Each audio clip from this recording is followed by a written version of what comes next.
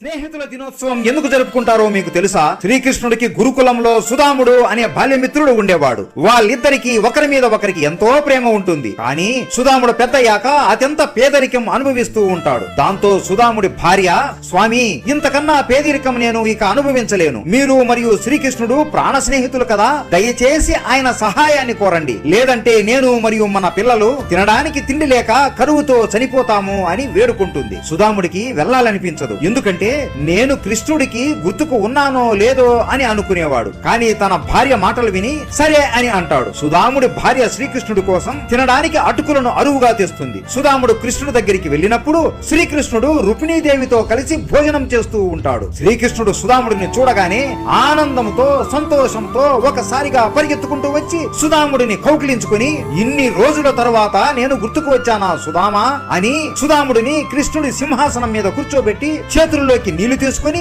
నీళ్లతో సుధాముడి పాదాలను కడిగి ఆ నీటిని కృష్ణుడి తల మీద వేసుకుంటాడు. కృష్ణుడి ప్రేమను చూసి సుధాముడు ఏడుపు ఆపుకోలేక ఏడ్చేస్తాడు. అలా చాలాసేపు కూర్చొని ఇద్దరు చిన్నప్పుడు చేసిన చిలిపి పనుల గురించి మాట్లాడుకుంటూ ఉంటారు. ఆ తరువాత కృష్ణుడు, నా కోసం ఏం తెచ్చావు మిత్రమా? నీ భార్య నా కోసం ఏదో మంచి పలహారం కట్టినట్టు ఉంది అని అంటాడు. కానీ శ్రీకృష్ణుడి రాజభోగం చూశాక ఈ అటుకుల్ని ఇవ్వడానికి సుధాముడు సిగ్గుపడుతూ ఉంటాడు. ఈ విషయం గ్రహించిన శ్రీకృష్ణుడు సుధాముడి చేతుల్లో ఉన్న ఆ సంచి తీసుకుని అందులో ఉన్న అటుకులని తీసి కొద్దిగా తింటాడు. ఇంత రుచిగా ఉంటే ఇవ్వడానికి సిగ్గుపడతావెందుకు మిత్రమా అని చెప్పే లోపే సుధాముడి చుట్టూ బంగారు మరియు మణి మాణిక్యములు ఉంటాయి. కృష్ణుడు నవ్వుతూ ఇంకొక ముద్ద తింటూ ఉండగా అంతలోనే రుక్మిణీదేవి వచ్చి, కన్నయ్య, నువ్వు తిన్న ఒక ముద్దకే సుధాముడికి ఈ జన్మలో ఇంత సిరి సంపదలను ఇచ్చావు. నువ్వు కాని ఇంకొక ముద్ద తింటే ఇక సుధాముడు కుబేరుడు కన్నా ఎక్కువ ధనవంతుడు అయిపోతాడు అని నవ్వుతూ అంటుంది. కృష్ణుడు కూడా నవ్వుతూ, నా మిత్రుడు అడగాలే కానీ ఈ ముల్లోకాలకి అత్యంత ధనవంతుడిని చేసేస్తాను